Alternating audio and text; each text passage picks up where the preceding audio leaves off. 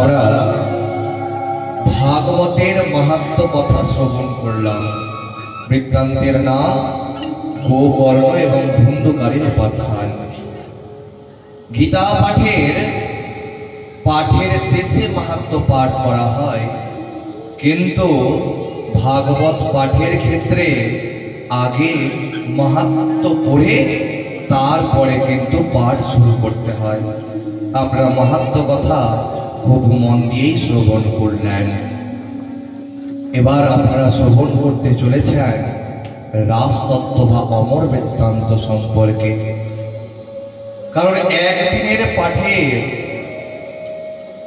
18,000 শ্লোকের আর কতটুকুই আপনাদেরকে শ্রবণ করানো যাবে। 7 দিনের পাঠেও কিন্তু একটা সমুদ্রের জলরাশি শ্রবণ করানো যায়। তার মধ্যে একটা দিন কীর্তনের মধ্যে একটা লীলা, একটা যে কোনো বৃত্তান্ত বাঁধা থাকে সেটাই করতে হবে। কিন্তু ভাগবত পাঠের ক্ষেত্রে আপনাকে সমস্ত কিছুই অল্প অল্প করে কিন্তু শ্রবণ করতে হয়। খুব মন দিয়ে শ্রবণ করুন। একদিন কৈলাস পর্বতে দেবাদিদেব মহাদেব বসে আছেন, ধ্যান করছেন। অমন সময় নারদ মুনি এসেছেন। এসে দেখছেন ভগবান ধ্যান করছেন। তিনি সোজা চলে গেলেন পার্বতী দেবীর কাছে। আর পার্বতী দেবীর কাছে গিয়ে পার্বতী দেবীকে প্রশ্ন করছেন, আচ্ছা আপনার স্বামী আপনাকে কতটা ভালোবাসে? পার্বতী দেবী তখন বলছেন, এটা কি কোনো প্রশ্ন হলো? সবার স্বামী যেমন যতটা ভালোবাসে আমার স্বামীও কিন্তু ততটা ভালোবাসে। তখন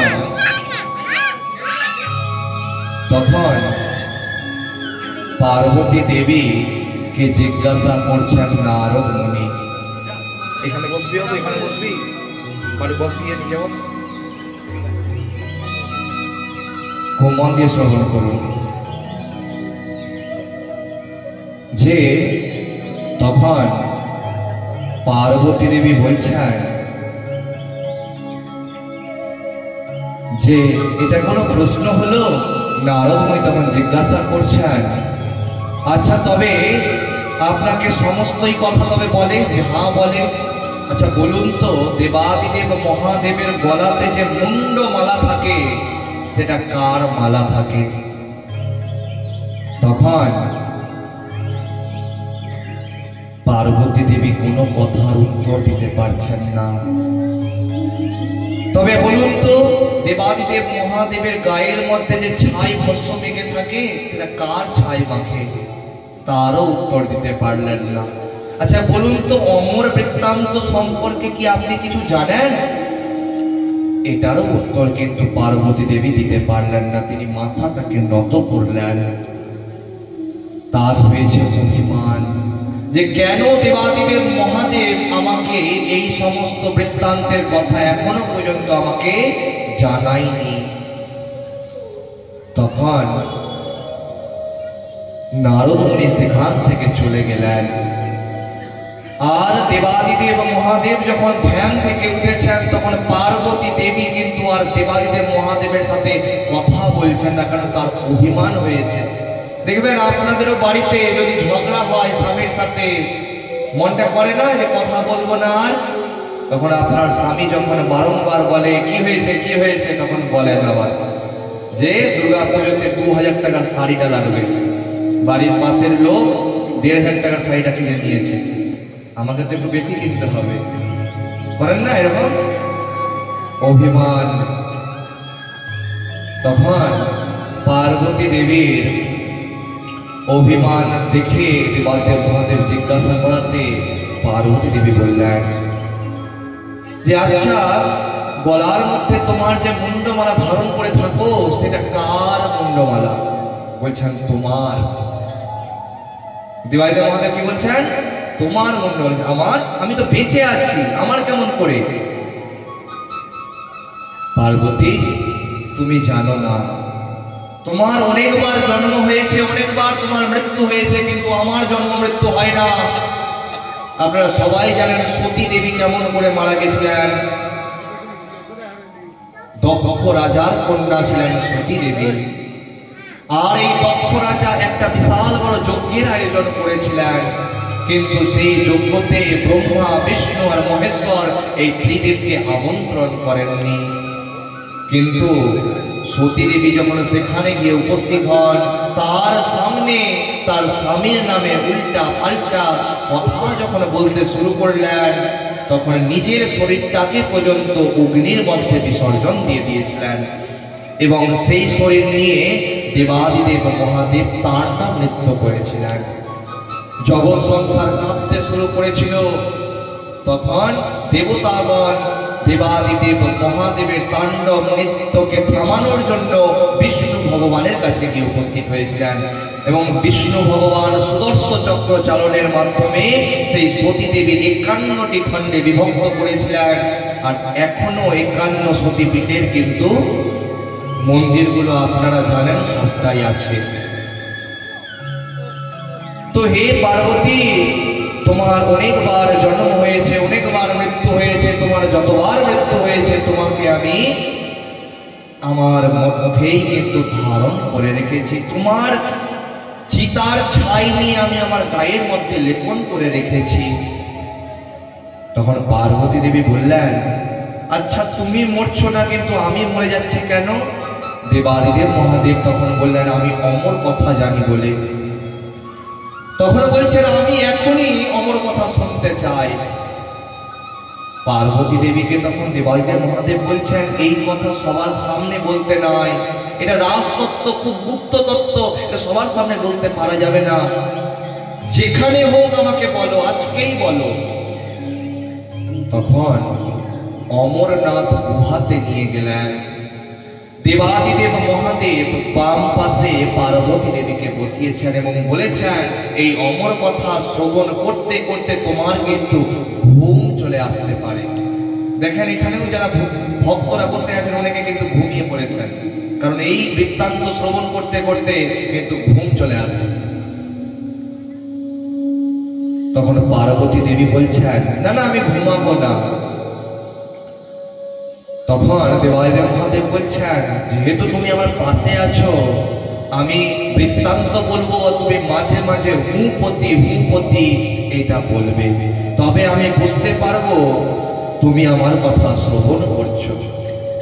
তিনি তখন সেই গুহার মধ্যে 3 বার হাততালি বাজিয়ে এবং ত্রিশূল চালনের মাধ্যমে সমস্ত গুহার মধ্যে যত জন্তু জীব ছিল সবাইকে বের করলেন এবং গুহার দরজাকে বন্ধ করলেন। দেবাদিদেব মহাদেব অমর কথা বলতে শুরু করলেন, কিন্তু পার্বতী দেবী কখন ঘুমিয়ে পড়েছেন আর অমর কথা বলে যাচ্ছেন, কিন্তু হুপতি আওয়াজ এটা কিন্তু আর থামছে না। অমর কথা যখন প্রায় শেষের দিকে, দেবাদিদেব মহাদেব যখন দেখছেন যে পার্বতী দেবী ঘুমিয়ে আছে, পার্বতী দেবীকে উঠিয়েছেন। পার্বতী দেবী বলছেন, চোখ লেগে গেছিল। দেখবেন না, মায়েরা অনেকজন বলেন যে না ঘুমাইনি, চোখটা লেগে গেছিল। তুমি তো আমারই স্বামী, আবার বলো, আবার শুনবো।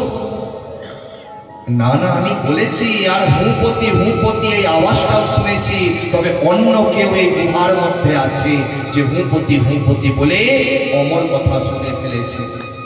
চারিদিকে দেখতে দেখতে দেখতে দেখতে এক গুহার এক পাখির বাসাতে সুখ পাখির একটা ছোট বাচ্চা সুখ পাখিকে দেখতে পেলেন, যে পাখি কথা বলতে পারে। সেই পাখি ডিমের মধ্যে ছিলেন।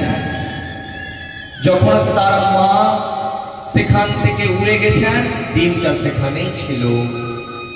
আর অমর কথা শোনার জন্য সেই ডিম ফেটে এসে বের হয়েছেন আর অমর কথা শুনে নিয়েছেন। দেবাদিদেব মহাদেবের অনেক রাগ হলো যে আমি এই সুখ পাখিকে আজ মেরেই ফেলবো।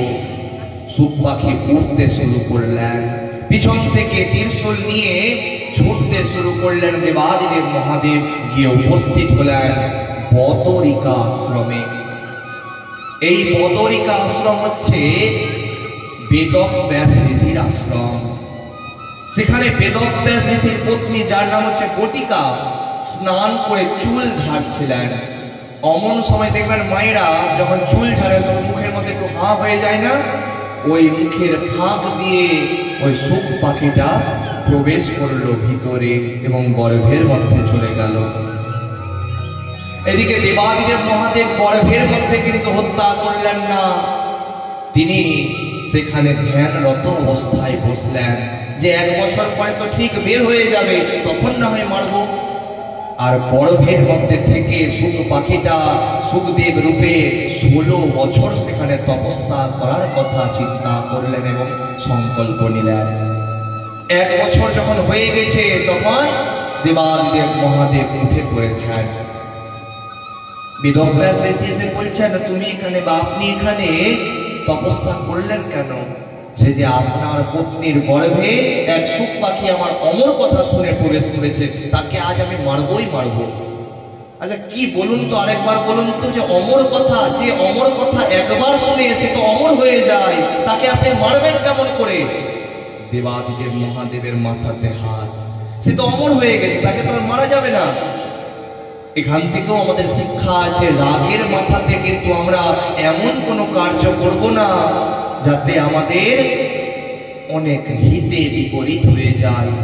যত ঝগড়া অশান্তি সবকিছু হয় একমাত্র রাগের কারণে। ওই জন্য রাগকে বশীভূত করে রাখতে হবে, রাগের মাথাকে শান্ত করে রাখতে হবে এবং ভাবতে হবে আমি কি কাজটা করতে চলেছি। তখন দেবাদিদেব মহাদেব সেখান থেকে কৈলাস পর্বতে চলে গেলেন। শুকদেব দীর্ঘ 12 বছর অবধি মাতৃগর্ভের মধ্যে থাকলেন। মা তার আর গর্ভের যন্ত্রণা সহ্য করতে পারছেন না।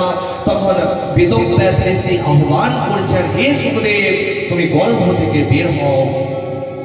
তিনি 16 বছরের বালক হিসাবেই গর্ভ থেকে বের হলেন। মায়ের সাথে তার সন্তানের একটা নাড়ার সংযোগ থাকে নাভির সাথে। আর আমরা যেমন পৈতা পড়ি, সেই রকম ওই নাড়াটাকে পৈতার মতন করে ধারণ করলেন। পাথরের সঙ্গে পাথর দিয়ে নাড়াটাকে কেটে দিলেন আর উলঙ্গ অবস্থাতে দৌড়াতে শুরু করলেন। পেছন থেকে হা পুত্র বলে দৌড়াচ্ছেন তার পিতা বেদব্যাস, কিন্তু তার পুত্র শুকদেব কিচ্ছু শুনছে না। পাশে ছিল এক সরোবর, সেখানে মায়েরা স্নান করছিলেন, কিন্তু সেই উলঙ্গ শুকদেবকে দেখে একটুও তারা লজ্জা পেলেন না। কিন্তু 70 বছর বয়সের বেদব্যাস ঋষিকে দেখে তারা লজ্জা পেলেন। তখন বেদব্যাস ঋষি বললেন, তোমরা আমাকে দেখে লজ্জা পাচ্ছ, কিন্তু আমার পুত্র উলঙ্গ অবস্থাতে গেল, তাকে দেখে লজ্জা কেন পেলে না? দেখবেন 2 মাসের শিশু যদি আপনার কোলের মধ্যে থাকে, কোনো নারীর দিকে কিন্তু সে দেখবে না। ঠিক সেই রকম স্বভাব হচ্ছে শুকদেবের। তিনি চলে গেলেন বনের মধ্যে, আর এদিকে হা পুত্র বলে দুঃখে নিজের আশ্রমে ফিরে আসলেন। তখন ছিল ভোরের সময়। তিনি দুঃখিত অবস্থায় বসে আছেন বেদব্যাস ঋষি এবং পুত্রের কথা চিন্তা করছেন। এমন সময় নারদ মুনি সেখান দিয়ে পার হচ্ছিলেন। নারদ মুনি বললেন, তুমি চিন্তায় কেন আছো? তখন বললেন যে আমার একটাই মাত্র পুত্র আমাকে ছেড়ে সন্ন্যাস নিয়েছে। তখন নারদ মুনি বললেন, তুমি ভাগবত লেখা শুরু করো। তখন নারদের কথা শুনে বেদব্যাস ঋষি ভাগবত লিখতে শুরু করলেন। মায়েরা মাথাতে ঘোমটা নিয়ে নেবেন সবাই। সচ্চিদানন্দ রূপায় বিশ্বোৎপত্ত্যাদি হেতবে তাপত্রয় বিনাশায় শ্রীকৃষ্ণায় বয়ং নমঃ। ভগবানের রূপ কেমন? সচ্চিদানন্দ রূপায় সৎ চিৎ এবং আনন্দ ঘন শ্যাম হচ্ছেন আমাদের গোবিন্দ। ভগবানের মুখে সবসময় আনন্দ দেখতে পাবেন। আর আমাদের তিনটা দুঃখের কারণ তিতাব জ্বালা আছে, আধ্যাত্মিক, আদি দৈবিক আর আদি ভৌতিক। এই তিতাব জ্বালা থেকে যিনি পরিত্রাণ করেন বয়ং নমঃ, আমরা তাকে সেই ভগবানকে নমস্কার করি বা প্রণাম করি। তার শিষ্যগণকে শ্লোকগুলো শিখিয়ে পাঠিয়ে দিলেন, যাও তোমরা কাঠ নিয়ে আসো। তারা শ্লোকগুলো একে একে সবাই বলছেন, আর গাছের উপর থেকে সুখদেব তা শুনতে পেলেন। এত সুন্দর শ্লোক কে রচনা করেছে, যাই গিয়ে দেখি। সুখদেব নিচে নেমে এসে তার শিষ্যগণকে বললেন যে এত সুন্দর শ্লোক কে রচনা করেছে? তখন বললেন, আপনারই পিতা ভাগবত রচনা করেছে, আপনি গিয়ে তার কাছ থেকে ভাগবত কথা শ্রবণ করে আসুন। তখন সুখদেব এই ভাগবতের কথা শ্রবণ করতে সেই বন থেকে তার পিতার কাছে গিয়ে উপস্থিত হলেন।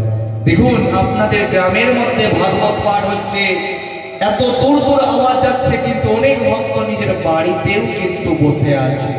তারা মনে করছে যে আমি আমার বাড়ি থেকে বসে বসে সব শুনে নিচ্ছি।